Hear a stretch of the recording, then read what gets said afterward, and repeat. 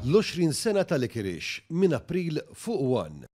Il-Gazzetta Torċa rapportat kif parir legali bil-miktub moti mill-avukat tal-Istat lill-Gvern juri biċ-ċar li Malta qed tirrispetta l-Kostituzzjoni tagħha u l-prinċipju inħadna fiha, jiġifieri n-newtralità u non-allinjament. Dan il-parir legali jgħid li bl-inklużjoni ta' paragrafu li jisħaq fuq ir-rispett tal-politika għad-difiża u sigurtà ta' stati membri oħra, Malta qed tirrispetta l-Kostituzzjoni meta taċċetta l-konklużjonijiet tas-Summit tal-Kunsill Ewropew. Fi Brussell, Malta permezz tal-Prim Ministru Robert Abela insistiet u rnexxielha ddaħħal żewġ paragrafi importanti li jispjegaw u jissalvagwardjaw prinċipji fil-Kostituzzjoni Maltija fosthom tan-newtralità. B'dawn jinsabu f'paragrafi 5 u 19. Il-kap tas-segretarjat fl-Uffiċċju tal-Prim Ministru Glenn Micallef sostna li mingħajr il-parir legali tal-Avukat tal-Istat li jgħid ċaru tont li l-konklużjonijiet jissalvagwardjaw il-Kostituzzjoni, Malta żgur qatt ma kienet tapprova il-konklużjonijiet.